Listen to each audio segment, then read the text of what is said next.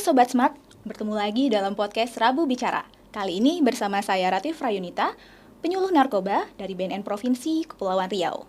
Selama 30 menit ke depan, kita akan diskusi nih. Kita akan berbincang seputar literasi dan edukasi. Nah, mungkin nih teman-teman yang udah kepoin Instagramnya PPSDM pasti udah tahu apa ya kira-kira topik kita dalam minggu ini. Nah, bener banget. Masih menyambut Hari Anak Nasional, kita akan bicara tentang bagaimana potret fenomena anak-anak yang ada di balik jeruji besi yang biasanya diakibatkan oleh narkotika. Nah, di tengah-tengah kita sudah hadir Kepala Lembaga Pembinaan Khusus Anak kelas 2 Jakarta, Bapak Medi Oktaviansa, SPSI, MSI. Wah, Bapak, bagaimana nih kabarnya Pak siang ini Pak? Alhamdulillah baik. Alhamdulillah baik. Macet tadi, gimana Pak kesini perjalanannya? Lumayan Ya Pak ya. Tapi tetap semangat nih ya Pak. Harus semangat. Karena kita lagi mau mengedukasi teman-teman ya tetap tentang semangat. narkotika gitu ya Pak ya. Materinya menarik, temanya juga menarik. Apalagi ini dalam rangka memperingati Hari Anak kan. Mungkin dari kami nanti ada beberapa informasi yang bisa disampaikan secara langsung sebagai edukasi juga, sebagai informasi kepada masyarakat luas. Baik, kita nantikan ya sobat-sobat Smart sedang menantikan apa ya isu-isu yang baru saat ini. Apalagi semua orang kan sekarang udah dengan gadget ya Pak. Betul. Informasi itu tersebar dengan cepat ya. Betul. Jadi ada isu yang menarik. Oh, kayaknya menarik banget nih apalagi kasus narkoba yang masih jadi darurat seperti itu ya Pak ya. Oke, mungkin sebelum kita lebih jauh lagi nih Pak, saya mau buka data terlebih dahulu ya. Dari data yang kami miliki nih ya Pak, ternyata dari kasus kejahatan yang terupdate di bulan Juli tahun 2022 ini, bahwa ternyata 9 orang dari 90 anak atau 10%-nya itu adalah pengedar. Ya, dan hanya 1 anak yang sebagai penyalahguna.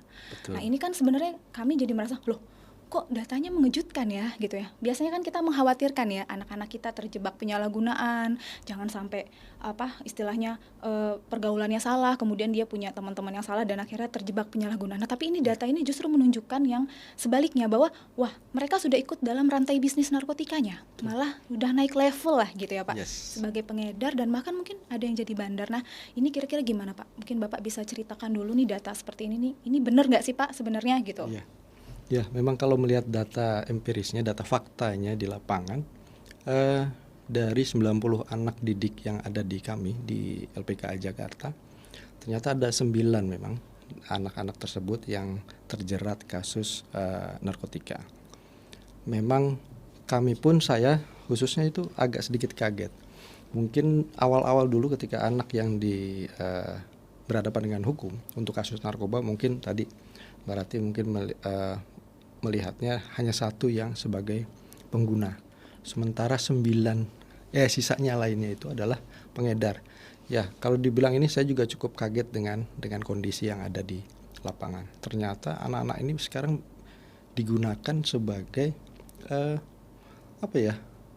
mata rantai dalam peredaran gelap narkotika. Nah, ini sangat miris pastinya, dan banyak hal mungkin faktor yang mempengaruhi kenapa sih kok akhirnya mereka terlibat ataupun terjerat dalam lingkaran mata rantai peredaran narkotika ini. Tentu banyak hal yang memang bisa kita lihat, karena ini real di kami ini, kita pastikan bahwa mereka ternyata yang paling mendominasi itu adalah dari faktor ekonomi. Faktor ekonomi ternyata. Betul, faktor ekonomi. Ya, ketika mereka berada di lingkungannya, kemudian ada kebutuhan dasar yang harus mereka penuhi. Dan sementara mereka mungkin tidak punya keterampilan ataupun keahlian khusus, sehingga bagaimana caranya mereka berpikir mencari uang dengan cara yang mudah, dengan iming-iming segala macam. Dan ini mungkin tergiur. Awalnya sih mungkin mereka tidak tahu, tapi ternyata setelah mengikuti perjalanannya, ternyata loh, kok kayaknya ini ya menarik buat mereka. Menguntungkan juga ya Pak ya. Nah, dari situ artinya mereka merasakan, ternyata dengan menjadi pengedar itu ternyata mereka memiliki uang, mereka punya finansialnya yang jauh lebih baik dari sebelumnya. Meskipun masing-masing orang itu, masing-masing anak punya target ataupun punya orientasi yang berbeda-beda. Namun secara umum kami melihatnya bahwa mereka ini faktor ekonomi itu. Faktor ekonomi berarti yang paling utama itu ya Pak, Betul. karena yang mendorong mereka terjebak seperti itu ya Pak. Karena beberapa kesempatan saya juga sering komunikasi dengan anak-anak ini, khususnya yang kasus narkotika ini, saya tanya, kalian ini apa sih ininya, tujuannya? Ya awalnya sih nggak tahu Pak, awalnya hanya disuruh, awalnya begitu. Apa awalnya jadi kurir dulu biasanya nih Pak? Sebelum jadi pengedar, apa memang mereka kurir dulu, kemudian Betul, leveling naik? bahkan yang sebelumnya itu mereka awalnya tidak tahu. Oh malah tidak tahu sama sekali. Hanya diminta, tolong dong anterin ini barang ke sana. Oke. Setelah itu mereka dikasih uang. Kasih uang. Mereka belum tahu apa yaitu yang dikirimkan oleh mereka sendiri. Tapi lama-lama mereka jadi tahu. Terus akhirnya jadi kurir lah. Nah ini juga cukup miris ketika anak-anak usia rentang 14 hingga 18 ini sudah dijadikan komoditas oleh para pengedar ataupun bandar yang besar, bahwa anak-anak ini lebih memungkinkan untuk mereka melakukan transaksi yang mungkin dinilai oleh mereka yang besar itu kurang bisa terdeteksi. Apalagi mungkin juga ketika tindak pidana, ancaman pidana bagi anak-anak ini juga mungkin mereka melihat sampai ke sana. Nah, iya benar. Ini saya lihat ini fakta menarik juga ya Pak. Siap. Kalau biasanya kasus narkotika kita kan menanganinya dengan Undang-Undang 35 tahun 2009. Betul. Tapi ternyata untuk anak-anak itu ada pengecualian. Betul. Ya. Kita beralih ke Undang-Undang nomor 11 ya, Selamat. Bapak ya, tahun 2012 tentang sistem sistem peradilan pidana anak. Betul. Dan ada Undang-Undang Perlindungan Anak juga. Betul. Nah, kemudian ini yang menempatkan mereka ada di LPKA begitu. Betul. Ya Pak ya. Nah, ya. Jadi kalau untuk kasus narkoba sebetulnya ini ya menganut sistem ya double track lah ya. Double track. Dari tindak pidana yang mereka lakukan, khususnya terkait dengan Undang 35 2009 ini, tapi mereka juga dibatasi dengan Undang-Undang 11 12 ini tentang sistem peradilan pidananya. Kemudian juga ada Undang-Undang tentang perlindungan anak. Nah, sehingga memang tetap meskipun di dalam Undang-Undang 35 2009 ini tidak mengatur bagaimana ancaman pidana bagi pelaku itu kategori anak secara langsung, namun makanya kita gunakan Undang-Undang 11 2012 untuk membentengi anak-anak ini ketika mereka terlibat dalam tindak pidana khususnya narkotika. Sehingga untuk ancaman pidananya hampir sama, hanya di Undang-Undang 11 2012 ini memang ancaman maksimal untuk anak itu adalah ancaman minimal bagi pelaku dewasa. Oke. Jadi pasal berapapun yang dikenakan untuk tindak pidana bagi anak, itu ancaman maksimalnya adalah ancaman minimal untuk pasal yang dia pelaku yang dewasa. Betul, seperti itu. Nah, ini kan sebenarnya berarti memang sudah jadi regulasi di negara kita ya Pak. Betul. Ya, bahwa memang sudah aturannya beginilah gitu. Ya. Nah, kalau saya melihat seperti ini kan artinya kasus-kasus narkotika, kasus penyalahgunaan narkoba yang menyasar usia anak dan remaja ini akan terus tidak akan, ibaratnya akan terus berkembang karena si bandar tadi atau pelaku bisnisnya sendiri itu melihat celah hukum ini. Betul. Nah, itu gimana Pak? Apakah sejauh ini mungkin sudah ada upaya mungkin dari pemerintah untuk merevisi atau apa kira-kira yang sekiranya ini juga bisa memberikan efek jera bagi bandar ini terutama, tapi tetap memberikan perlindungan karena anak-anak ini kan tadi di awal Bapak sampaikan mereka awalnya nggak tahu, terus karena cuma disuruh nitip, lama-lama nggak dapat uangnya mungkin ya Pak, lumayan nih ngisi GoPay gitu ya Pak, gitu kan, isi ShopeePay lah gitu kan.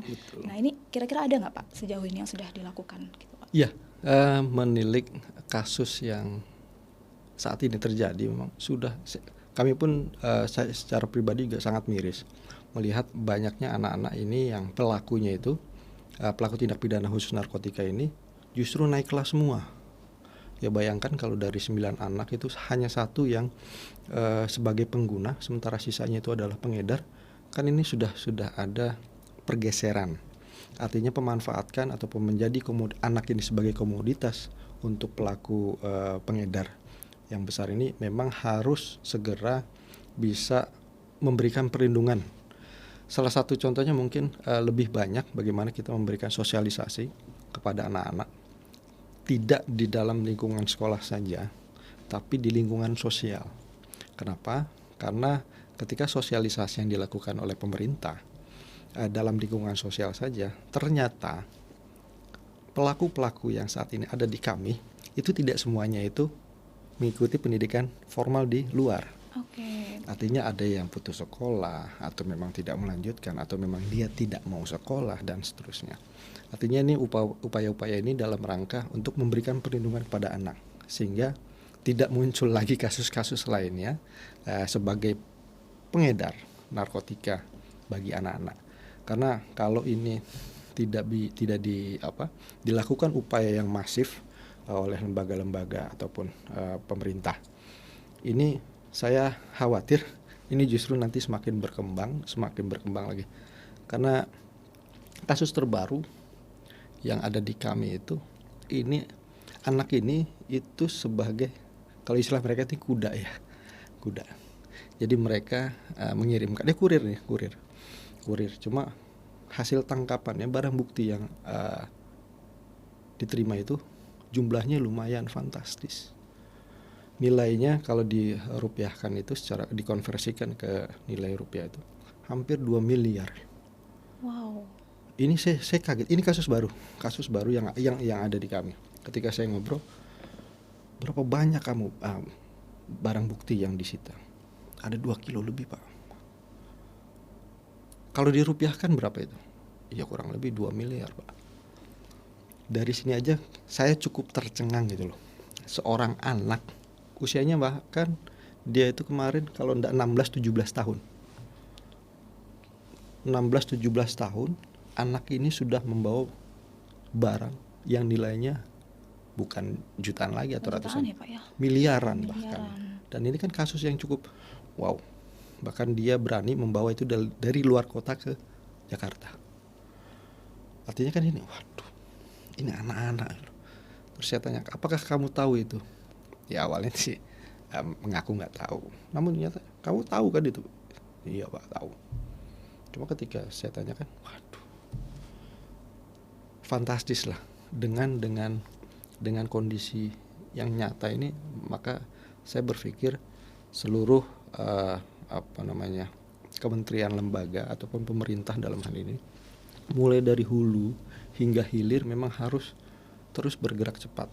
Ya tujuannya kan bagaimana anak-anak ini terlindungi dan satu hal yang diutamakan bagi anak-anak ini, bagaimana anak-anak bisa menjadi generasi penerus bangsa ini.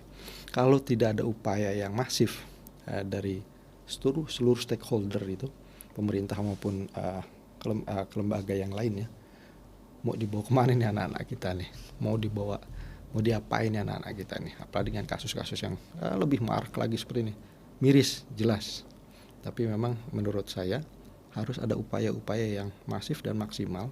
Dan ini mungkin tidak hanya periodik, tapi memang rutin harus dilaksanakan. Bagaimana upaya tidak hanya sosialisasi, tapi juga secara langsung terjun.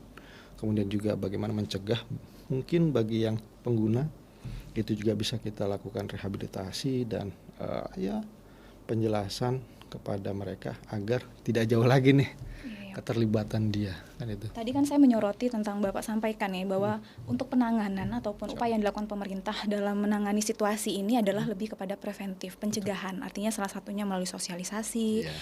Berarti kita menyasar anak-anak yang sehat, anak-anak yang jangan sampai nih ya kita datang ke sekolah dan sebagainya. Nah, apakah upaya-upaya ini cukup, Pak? Karena kan kalau tadi saya lihat yang kasus terbaru Bapak ya, kan tadi ada anak usia yang mungkin baru 16-17 tahun, bahkan dia sudah bisa bermain dalam bisnis narkotika. Saya yakin mungkin dia tahu betul ini ya, apalagi dia tahu nilai uang yang dia peroleh dari situ, dan dia sangat berani ya Pak, bawa dari luar kota. Nah ini kan kalau sudah sampai menyasar ranah yang seperti ini, nah pasti pendekatan yang dilakukan akan berbeda nih Pak, gitu ya Pak. Nah itu kira-kira sejauh ini apakah upaya yang sudah dilakukan LPKA gitu? Apakah LPKA memang turunnya ketika sedang proses sistem peradilan, kemudian anak-anak itu sudah masuk, atau termasuk juga tadi untuk kegiatan pencegahan tadi itu secara kontinu dilakukan dan punya peta lah istilahnya, kawasan-kawasan nih, mungkin ada kawasan rawan tertentu, misalnya kayak Jakarta sendiri kita bicara, mungkin ada kawasan-kawasan tertentu yang identik, misalnya anak-anak jalanannya ngelem dan sebagainya. Nah, ini gimana Pak sejauh ini nih yang sudah dilakukan LPKA sendiri untuk menangani situasi ini Pak? Kalau merujuk kepada organisasi kami di Lembaga Pembinaan Khusus Anak, memang posisi kami ini berada di hilir, di ujung. Artinya proses yang di hulu ini memang bukan menjadi ranah utama kami. Kami hanya menerima mereka yang setelah putusan pengadilan itu yang memang menjatuhkan si anak ini harus menjalani masa pidana di dalam LPKA. Namun upaya-upaya lain memang ketika ada kegiatan ya kami harus bersosialisasi. Contohnya minggu lalu staf saya juga melakukan sosialisasi tentang bahaya narkotika di SMK. Ini sudah kami lakukan.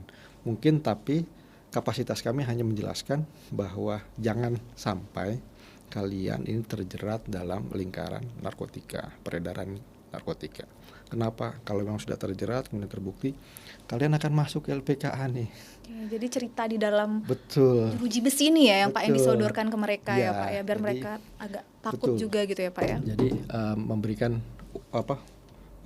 informasi secara langsung kepada mereka bahwa jangan sampailah kalian itu masuk ke dalam penjara kalau dulu ya, kalau sekarang LPK. Sehingga upaya yang bisa kami lakukan ya sebatas memberikan edukasi, informasi, dan mungkin upaya untuk jangan sampai lah kalian itu menjalani pidana di dalam LPK. Karena namanya di lingkungan yang sangat terbatas pasti nggak enak. Sehingga itu upaya yang bisa kami lakukan. Namun ketika mereka sudah berada di LPKA, baru kewajiban utama kita adalah memberikan pembinaan kepada mereka.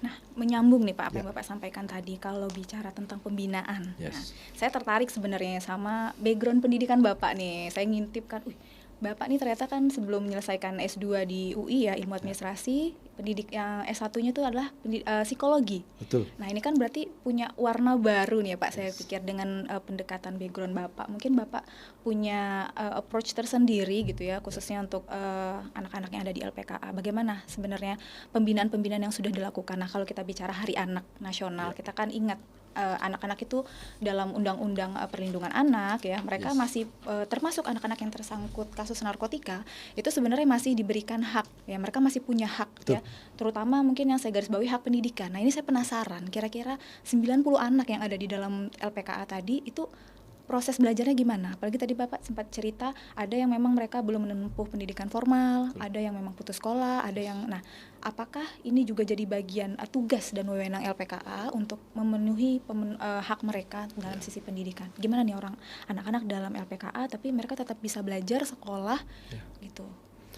Ya, ini menjadi tugas utama kami di LPKA ketika ada anak-anak yang berhadapan hukum dan harus menjalani pidananya di dalam. Tugas utama kami adalah memberikan pembinaan. Pembinaan di sini ada beberapa poin. Yang pertama adalah kita harus memberikan pendidikan kepada mereka. Kemudian kita juga harus memberikan pelatihan kerja kepada mereka. Kemudian juga ada kegiatan pembinaan kepribadian dan pembinaan kemandirian. Nah, ini yang memang wajib dilaksanakan oleh kami LPKA ketika ada anak yang berhadapan dengan hukum. Kemudian prosesnya seperti apa sih ketika mereka harus melakukan pendidikan? Ya, yang kami lakukan adalah kami bekerja sama dengan Pusat Kegiatan Belajar Masyarakat atau PKBM yang telah ditunjuk oleh kantor wilayah Dinas Pendidikan Provinsi. Nah, dari situ ketika sudah ada rekomendasi dari Dinas Pendidikan, baru PKBM itu yang melaksanakan kegiatan pendidikan non formal artinya, atau pendidikan kesetaraan. Nah, kami LPKA saat ini telah menyelenggarakan program pendidikan kesetaraan mulai paket A, B, dan C. Nah, itu dilakukan di dalam atau di dalam? Di dalam. Jadi memang PKBM ini yang diundang ke dalam, terus mereka melakukan pembelajaran di dalam berarti. Betul. Ya, Oke, saya kira mereka dibawa keluar tapi dengan pengawasan dan sebagainya. Jadi memang ada jam-jam tertentu nih untuk mereka belajar, enggak ya? Berarti semua di dalam. Jadi memang karena ini pendidikan non formal. Jadi ketika PKBM ini sudah ditunjuk dan kita melakukan kerjasama dengan PKBM untuk melaksanakan kegiatan pembelajaran. Nah, itu setiap hari nih, Pak. Jadi hari Senin sampai Jumat itu kejar paket A, B, C ada. Jadi sesuai dengan usia didiknya ya. Ketika dia ada yang putus di SD, kita masukkan ke program kejar paket A. Yang SMP program paket B, dan yang SMA program paket C.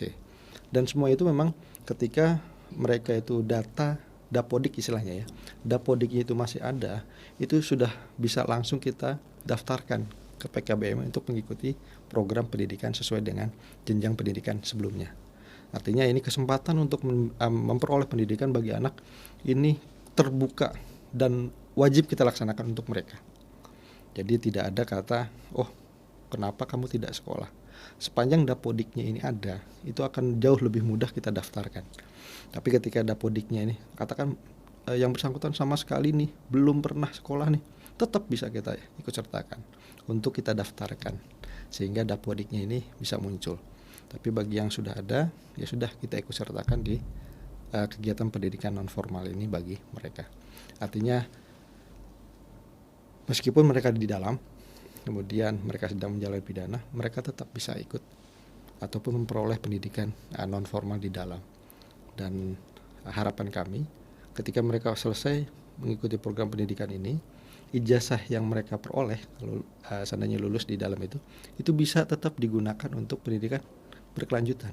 Oh, jadi oke. Jadi memang pendidikan mereka sudah dapatkan di sana, dapat ijazah, itu memang bisa digunakan ya Pak? Bisa Digunakan. Bisa. Dan ada contoh di tahun lalu ada yang lulus di paket C, saat ini anaknya bebas dan saat ini sedang kuliah di Bina Sarana Informatika.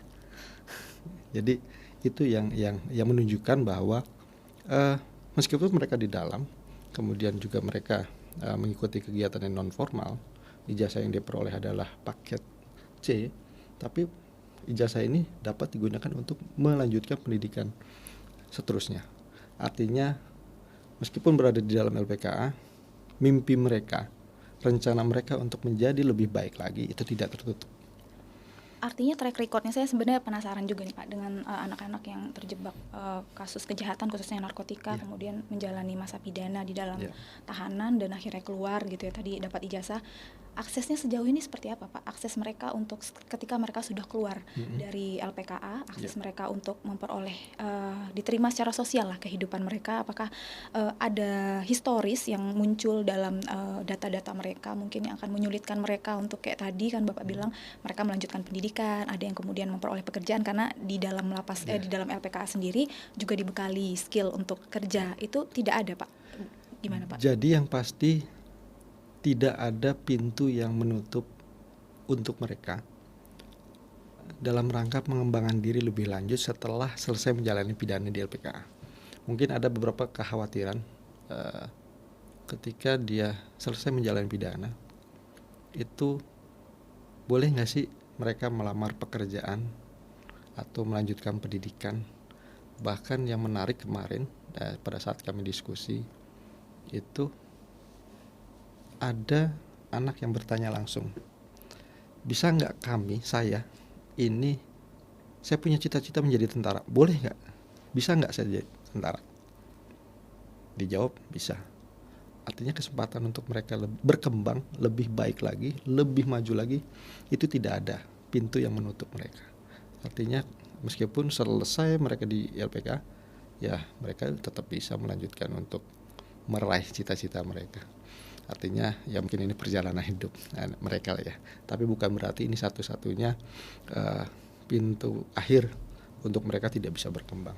Nah, harapan kami justru mereka semakin bisa meraih cita-cita mereka, meskipun sementara ini mereka hanya harus ada di dalam kan, seperti itu. Antusiasnya gimana Pak dalam mendapatkan pendidikan dan pembelajaran, apalagi kan gini, ini anak-anak yang ditangani sebagian besar kan juga kayak tadi itu ada 9 orang ya dari 10 anak ini yang pengedar. Artinya kan sebenarnya mereka sudah tahu bisnis, istilahnya mereka sudah tahu uang. Nah, ketika mereka disodorkan pelajaran gitu, ini belajar nih harus bisa ini. Kira-kira gimana ya, apalagi mereka kan sudah berangkat dari kondisi yang mereka secara finansial ya, kalau kita udah tahu duit nih, udah tahu cuan gitu ya.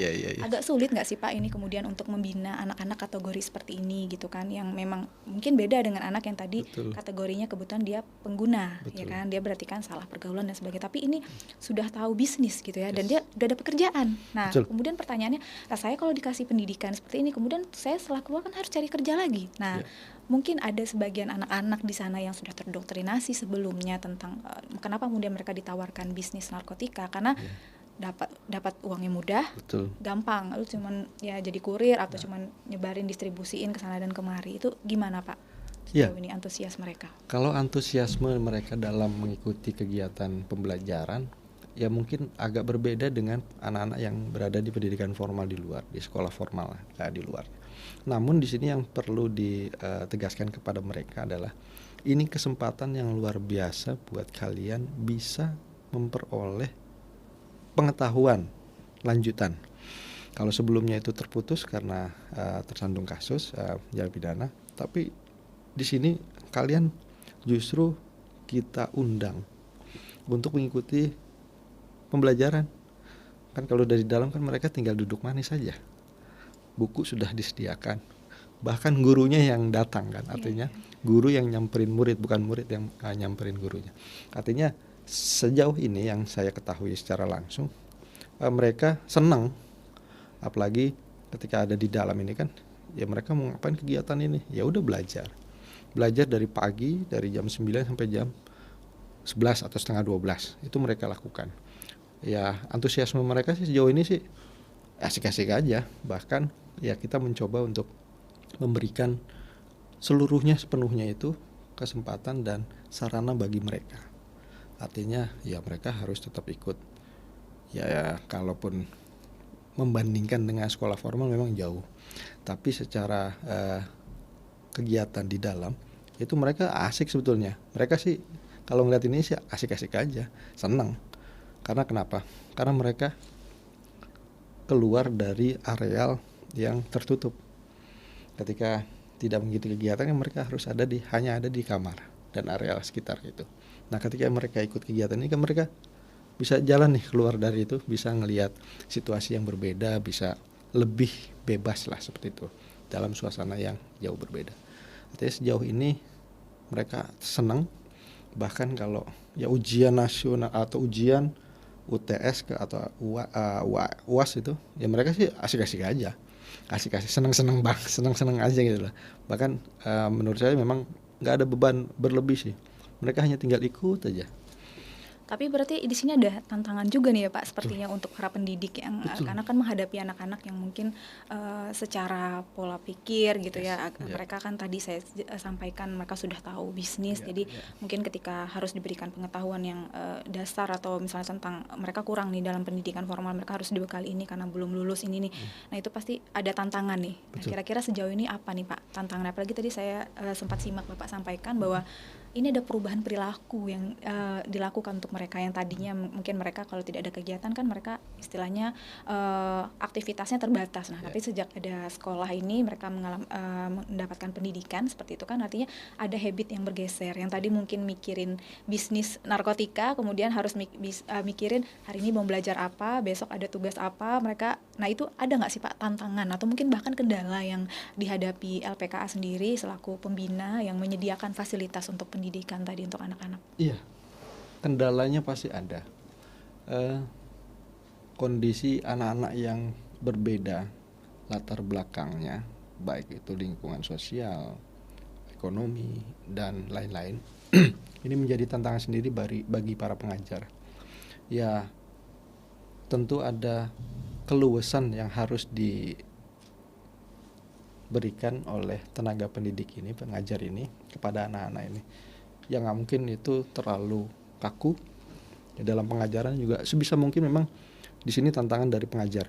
Sebisa mungkin mereka harus bisa menikmati suasananya, situasinya, dan yang menurut saya yang sangat penting ketika ini berhadapan dengan anak-anak itu adalah bagaimana penyampaian materi komunikasi dengan anak itu dengan bahasa yang sangat sederhana, dengan bahasa yang lugas, dan mungkin lebih banyak mencontoh ataupun memberikan pemahaman secara langsung, contoh-contoh secara langsung, sehingga ini menjadi mereka juga lebih tertarik, lebih juga mudah mengertinya, dan juga mereka juga memahami sejauh ini dengan materi yang diberikan. Nah, kalau saat ini dengan pengajar-pengajar ini sejauh ini sih mereka ya pengajar juga senang bisa ketemu dengan anak-anak, apalagi ada kepuasan tersendiri ketika mampu menghantarkan anak-anak ini ketika selesai menjalani pidananya, mereka juga selesai menjalani pendidikan non formalnya di dalam LPK. Ini juga sebagai kebanggaan tersendiri kepada para pengajar ketika mampu menghantarkan anak ini ke jenjang yang lebih tinggi lagi. Tantangan lain menurut saya ya samalah, hampir mirip dengan di luaran. Ketika itu belajar di dalam ruang kelas, ya anak itu ngantuk, anak ini kurang konsentrasi. Itu rata-rata seperti itu. Jadi kalau Mbak Rati tadi bilang mereka sebelumnya ini kan udah tahu duit nih, udah tahu cuan ya. Ketika harus belajar nih, mereka mungkin ada beberapa yang berpikir, aduh, gue ini mau ngapain sih, disuruh ngapain sih? Pasti ada seperti itu. Artinya semangat dari mereka juga mungkin tidak seantusias teman-teman yang lainnya. Tapi tetap harus kita sampaikan bahwa ini adalah kegiatan yang memang menunjang kalian nanti nih. Syukur-syukur nih ketika mereka menjalani mengikuti kegiatan katakan paket B ya untuk SMP. Kemudian dia bebas. Nah setelah itu mereka bisa sekolah lagi, bisa di PKBM yang ini, tapi pelaksanaan di luar. Atau setelah itu mereka melanjutkan ke sekolah SMA, jenjang SMA. Bisa nggak sih ijazah ini digunakan ke SMA formal pendidikan? Bisa. Artinya ini kesempatan yang memang saya sih wajib kepada anak-anak yang usia sekolah ini wajib untuk mengikuti kegiatan pendidikan ini, paket A, B, dan C. Apapun tantangan, apapun kendala yang dihadapi, tetap harus maju. Karena ini adalah amat dari undang-undang. Kalau kami tidak melaksanakan, salah besar kami. Tapi sejauh ini ya kami mampu untuk menyelenggarakan kegiatan pendidikan non formal ini dengan baik. Nanti tahun ajaran ini kami meluluskan sekitar 16 yang saat ini mengikuti paket C, kemudian 9 yang ngikutin paket B, dan 3 orang yang mengikuti paket A. Tahun ini ya 2021 ada sekitar 10-12 anak yang lulus di masing-masing paket.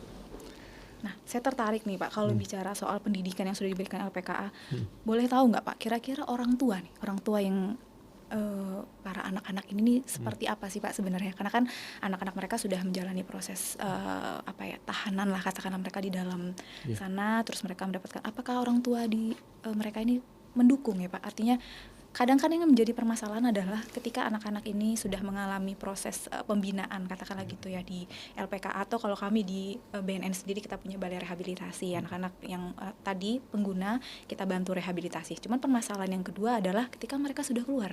Ya baik, ini sekarang kita lihat konteksnya keluar dari LPKA. Nah, orang tuanya sejauh ini nih Pak, dari yang Bapak sudah berapa lama nih Pak di kepala LPKA? Saya sudah 1,5 tahun ini. 1,5 tahun ini ya Pak. Nah, berarti kan sudah melihat nih Pak sepanjang rentang satu tahun ini, kira-kira bagaimana sih potret orang tua yang biasanya ada gitu ya terhadap anak-anak yang tersangkut masalah narkotika ini? Apakah mereka mendukung secara penuh untuk anak-anak mereka mendapatkan pendidikan gitu ya? Terus ketika mereka sudah selesai, mungkin ada yang sudah keluar. Nah, apakah kemudian itu ada semacam lapor dan sebagainya untuk kita bisa melihat bagaimana nih progres anak-anak ini setelah keluar gitu? Apakah mereka melanjutkan pendidikan ataukah diterima secara sosial, itu gimana Pak? Baik, jadi saat ini ada program dari kami, Kementerian Hukum dan HAM, itu adalah asimilasi di rumah. Ya, ini sebagai upaya mengurangi overcrowded di dalam lapas rutan ataupun LPKA. Anak-anak ini justru memperoleh kesempatan yang sangat luas untuk tidak berlama-lama di LPKA. Jadi setelah mereka menjalani setengah dari pidananya, itu mereka bisa kita usulkan untuk mengikuti program asimilasi di rumah. Artinya setengah masa pidana yang mereka telah laksanakan, ini kita bisa usulkan mereka bisa kembali ke keluarganya. Nah, setelah kembali ke keluarganya atau mengikuti program asimilasi di rumah ini, mereka tetap melalui pengawasan dari teman-teman kami di Balai Pemasyarakatan. Jadi Balai Pemasyarakatan itu yang nanti akan memberikan program lanjutan bagi mereka. Itu diawasi langsung oleh pembimbing kemasyarakatan. Nah, selama menjalani asimilasi di rumah sesuai dengan waktunya masing-masing, itu mereka harus melakukan lapor diri. setiap hari, seminggu, sebulan dan seterusnya sampai selesai dia menjalani Masa asimilasi di rumah. Nah, oleh PK atau pembimbing masyarakat itu kami dilaporkan secara periodik.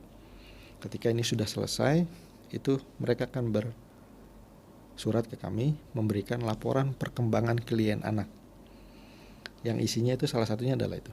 Ya, yang bersangkutan anak ini dalam menjalani asimilasi rumah, mereka mengikuti kegiatan A, B, C, D, E, dan seterusnya. Dan juga mereka harus lapor diri kepada Balai Pemasyarakatan, baik itu langsung maupun secara online. Itu terkait dengan sedang ngapain sih di luar, apa sih kegiatannya. Jadi itu tetap terprogram. Jadi berkelanjutan ya Pak? Betul. Pembinaan ini sampai mereka di luar pun Betul. tetap ada. Nah, ketika mereka membutuhkan misalkan ada butuh pelatihan kerja lanjutan, nah Balai Pemasyarakatan ini dapat menyelenggarakan itu atau merekomendasikan kepada balai latihan kerja pemerintah maupun swasta yang ditunjuk untuk mengakomodir kebutuhan klien ini, anak ini. Nah, artinya orang tua mana sih yang tidak mendukung ketika anak-anaknya itu meskipun setelah menjalani pidana di dalam itu mereka tetap bisa melanjutkan kegiatan yang positif di luarnya. Artinya mereka tetap bisa mencapai cita-citanya. Bahkan ada contoh nyata. Jadi kemarin pada saat Lebaran, meskipun kami belum bisa melakukan kunjungan tatap muka secara langsung pada saat itu, tapi kami memberikan kesempatan orang tua ini untuk memberikan ataupun menitipkan makanan atau bahan pakaian kepada kami. Nah, di situ saya sempat ngobrol dengan orang tuanya. Ketika saya tanya siapa orang tua dari siapa, oh dari si A. Kemudian bahkan saya sampaikan, oh bapak orang tuanya si A. Iya. Kenapa sih Pak? Saya ini nggak tahu itu Pak, ya biasalah. Ikut-ikutan teman-temannya atau ya karena diajak dan seterusnya. Terus sekarang anak saya udah bisa apa ya Pak ya? Saya bilang, menurut Bapak, anak Bapak itu sekolah nggak? Nah itu Pak, anak saya itu dari dulu nggak mau sekolah. Kenapa Pak? Nggak tahu. Jadi pernah masuk sekolah, terus dia nggak betah, terus dia keluar. Terus pernah masuk? Nggak pernah Pak. Artinya, terus kondisi sekarang gimana Bapak kalau mau tahu? Ya itu Pak, si anak ini itu ternyata buta huruf. Jadi Usia 15 tahun masih buta huruf. tahun. Nah, Bapak tahu anak Bapak seperti apa? Iya. Bisa baca nggak deh Pak? Enggak Pak. Tahu kondisi sekarang Pak? Kenapa Pak? Anak Bapak itu sudah bisa baca di dalam. Gitu Pak. Gimana caranya? Nah itu. Karena kami memberikan pengajaran, pendidikan bagi mereka, bagi dia. Dia kita ajarkan untuk membaca. Mulai mengenal huruf, abjad, angka dan seterusnya sampai membaca. Bahkan kemarin saya tes sama dia itu kan, kamu sudah baca loh? Bisa Pak, tapi pelan-pelan. Gak apa-apa. Tapi artinya di sini adalah bagaimana kami mencoba memang harus lebih care dengan mereka, harus memberikan peluang yang sebesar-besarnya bagi mereka untuk jauh lebih baik lah. Artinya kalau tadinya tidak bisa baca menjadi bisa baca. Kan ini kan ya memang kami menjalankan program itu untuk mereka. Dan respon dari orang tuanya tuh yang benar Pak, udah bisa gitu. Alhamdulillah Pak, meskipun belum lancar tapi yang bersangkutan udah bisa mengeja dan membaca pelan-pelan. Alhamdulillah Pak kalau gitu, terima kasih. Artinya ya mereka juga kaget kalau mereka oh ternyata di dalam bisa. Iya Pak, di dalam itu tetap kita kasih pembelajaran, pendidikan, ya bahkan baca tulis Latin aja nggak bisa di usia 15 tahun kan cukup miris. Tapi saya sampaikan kepada teman-teman, coba yang seperti ini harus menjadi perhatian, concern kita lebih jauh lagi. Artinya bagaimana mereka yang sebelumnya tidak bisa menjadi bisa, yang sebelumnya bisa menjadi jauh lebih bisa. Artinya lebih mengembangkan kemampuan mereka sesuai dengan usia perkembangannya. Ya ini ya memang ya ada informasi ataupun pengetahuan yang sebelumnya saya dapat di pendidikan formal. Ya ini coba saya terapkan sedikit demi sedikit dengan lingkungan yang asik Pak. sebetulnya asik Asik ya Pak. asik. Nah ini banyak yang nggak tahu nih, kayaknya sendiri Sobat Smart sendiri juga tidak banyak yang tahu bahwa selama ini ternyata di dalam LPKA itu ada pembinaan, ada pendidikan, ya ada perubahan perilaku lah. Karena kan selama ini yang kita lihat ya Pak, mungkin banyak yang lihat di media sosial dan sebagainya kan aksi-aksi pemukulan, ya anak-anak ini mengalami kekerasan dan sebagainya di dalam LPKA sendiri. Nah itu kan akhirnya tadi ya orang tua tadi mungkin kaget ya, mungkin yang dia tidak punya ekspektasi bahwa anaknya yang tadinya malah buta huruf kemudian sudah punya kemampuan membaca katakanlah gitu, tapi ternyata menyadarkan gitu ya bahwa LPKA sendiri hadir di sini untuk tidak hanya sebagai tempat pembinaan saja, tetapi juga ya bertanggung jawab moral juga nih untuk menjamin mereka ketika keluar dari LPKA. Bahkan sebetulnya tidak hanya pendidikan, yang utama memang pendidikan, tapi kita juga memberikan pelatihan keterampilan bagi mereka. Saat ini kami di LPK Jakarta melaksanakan kegiatan keterampilan. Yang pertama ada keterampilan tata boga, membuat roti. Kemudian juga ada keterampilan merosting kopi. Kemudian juga ada keterampilan di bidang perikanan, pertanian. Kemudian juga yang nggak kalah ini, yang agak-agak kelaki-lakian itu adalah bidang otomotif sebagai mekanik dan perkayuan. Artinya kita memberikan pelatihan bagi mereka untuk modal ke depannya. Memang untuk siap kerja ini ya Pak ya. Saya pelatihan-pelatihan yang berikan kalau saya lihat tadi kayak tata boga, terus kopi, itu kan memang yang lagi sekarang lagi bisnis yang lagi banyak juga ya Pak ya. Betul, meskipun tidak secara langsung mempersiapkan mereka untuk siap kerja, karena usia mereka ini masih usia sekolah. Namun minimal mereka punya keterampilan dalam beberapa bidang tersebut. Ini bisa mereka pilih sesuai dengan bakatnya. Ya, ada satu lagi itu adalah sablon. Sablon kaos itu kita berikan kepada mereka. Ini udah yang digital, bahkan digital itu kita berikan kepada mereka pelatihannya. Tujuannya memang nantinya ya ketika mereka bebas, mereka sudah selesai ngikutin pendidikan misalkan semua, udah mereka mau kerja, mereka udah siap nih. Ketika kembali ke masyarakat, mereka sudah tahu saya harus bagaimana dan saya harus kemana. Mereka udah bisa menentukan pilihan perjalanan hidupnya selanjutnya, sehingga kesempatan buat mereka itu sebetulnya di dalam itu ya maaf kegiatan mereka banyak, sibuk. Pagi ada yang sekolah, kemudian siang mereka ada yang kegiatan keterampilan, udah setiap hari itu. Sore baru mereka aktivitas rekreasi, mau itu nonton TV, mau itu olahraga. Itu kesempatan itu kita berikan kepada mereka.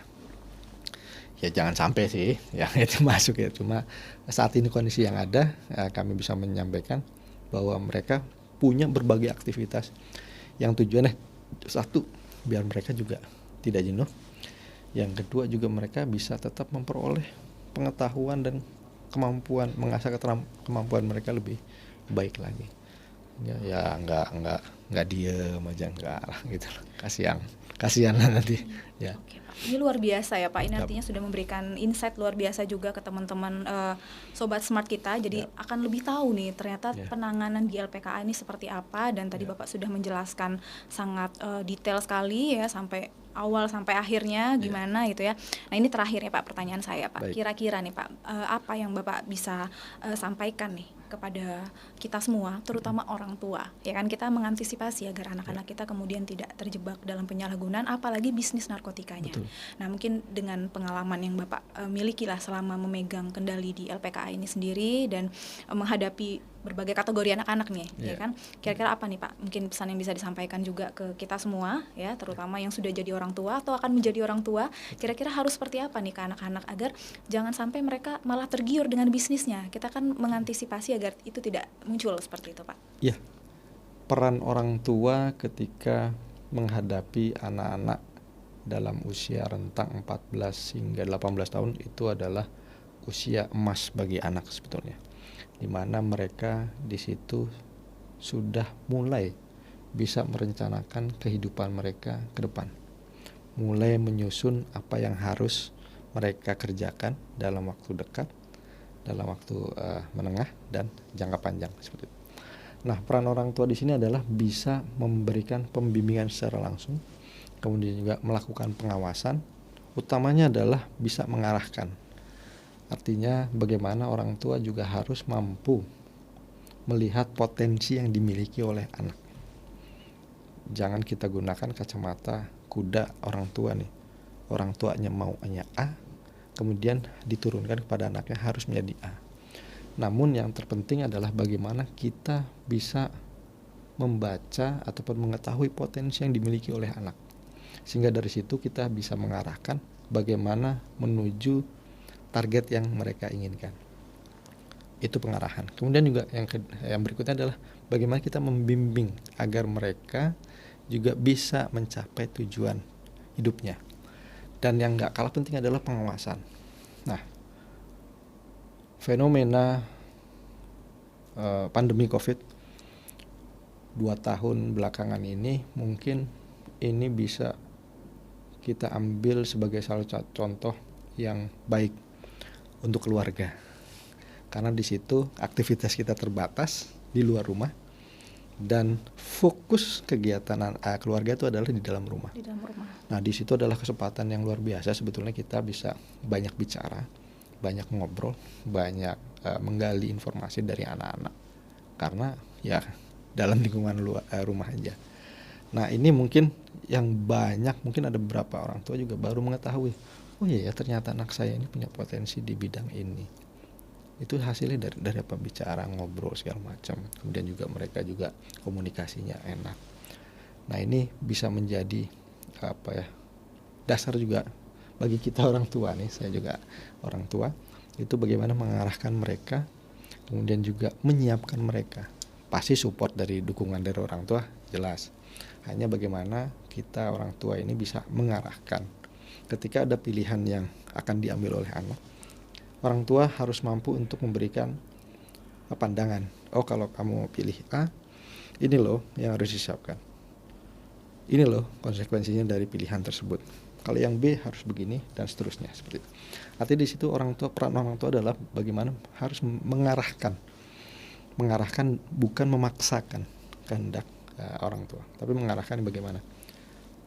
Tujuannya apa? Ya tadi, ketika ini kita bisa melakukan pengawasan kepada anak, kemudian bisa mengetahui aktivitas mereka, dan harapannya adalah mereka tidak terjebak dalam lingkungan yang mungkin negatif, ya nongkrong segala macam lah, nggak itu tahu-tahu karena ketidaktahuan atau mereka nggak tahu lah sama sekali itu, kemudian bisa terjebak. Nah, ini juga bisa menjadi warning, alert juga buat kita orang tua ini. Bagaimana mengetahui? Kunci utama lainnya adalah bagaimana komunikasi dengan anak-anak. Komunikasi ini bukan berarti bawel, tapi ya tetap harus memantau kalian sedang apa, di mana misalkan. Apalagi untuk orang tua yang memang kedua-duanya itu sibuk kerja. Nah, ini juga pengawasan kepada anak-anak juga memang harusnya lebih ini lagi ya, lebih kuat lagi. Tapi saya juga berharap kepada para orang tua juga dapat selalu memberikan pengawasan dalam aktivitas sehari-hari, kemudian juga bisa melakukan lebih banyak ngobrol dengan anak-anak, lebih banyak bicara dengan anak-anak, ya dengan hal-hal yang sepele, dengan memperhatikan hal-hal yang mungkin dianggap sepele bagi anak-anak, tapi ini menjadi hal yang luar biasa buat mereka ketika ada perhatian khusus yang lebih dari orang tua. Dan ini takutnya kalau sudah tidak ada perhatian dari orang tua, ya mereka orang tua gue nggak tahu inilah, ya udahlah gue main mana, nggak tahu kita. Orang tua juga nggak pernah ngecek ini, dah. Nanti kalau hal-hal yang seperti itu tidak menjadi tanggung jawab orang tua, ya mungkin banyak kasus yang memang akhirnya ada anak yang mungkin terlibat di kegiatan peredaran atau pengguna narkotika seperti itu. Nah, ini menjadi perhatian lah buat kita semua. Ya, Oke. Nah, ini terima kasih banyak ya Bapak ya. Sini sudah memberikan banyak insight ya, luar biasa tentang. Jadi kalau saya bisa simpulkan ya dari apa yang kita sudah sama-sama obrolin nih dari awal sampai akhir tadi, bahwa semua itu dimulai dari dalam keluarga. Betul. Ya kan ya Pak? Dengan adanya tadi komunikasi yang baik ya, bagaimana orang tua bisa mengenali anak, potensi, mengarahkan, mengawasi ya, dan kemudian memberikan kebebasan anak untuk kemudian memilih apa yang menurut mereka terbaik untuk mereka. Betul. Tapi tetap memberikan pengawasan ya. Jangan kemudian nanti setelah terlambat ya, kita malah hanya bisa mengawasi dari luar karena selanjutnya diawasi oleh LPKA. Jangan sampai gitu jangan sampai gitu ya Pak ya. Artinya ini semua peran dimulai dari keluarga dan tentunya ini sudah memberikan banyak gambaran kepada kita semua masyarakat ya tentunya tentang bagaimana penanganan kasus narkotika terutama bagi anak, dan kita tentunya sebagai orang tua tidak ingin anak kita menjadi korban penyalahguna atau lagi terlibat bisnis narkotikanya, pengedar bahkan bandar gitu ya Pak. Oke Bapak, terima kasih banyak Pak atas kehadirannya di siang hari ini gitu ya Pak, sudah meluangkan waktu dan wah memang benar-benar berbeda ya sentuhan psikologi ini yang benar-benar akhirnya mengubah pendekatan ke anak-anak ya, dari bagaimana menangani teman-teman atau anak-anak kita yang ada di lapas atau di LPKA ini sendiri. Oke, baik Sobat Smart semua, terima kasih sudah nemenin ya, udah mantengin kita ngobrol ya. Jadi bestie kita kali ini kita udah bicara tentang bagaimana penanganan anak yang ada di balik jeruji besi terutama dalam kasus narkotika. Nah, sampai ketemu selanjutnya ya teman-teman dalam episode Rabu Bicara di minggu-minggu selanjutnya dengan narasumber dan host yang berbeda. Saya Ratif Rentasari, mohon pamit. War on Drug, speed up, never let up. Oke, terima kasih banyak Pak. Terima kasih Mbak.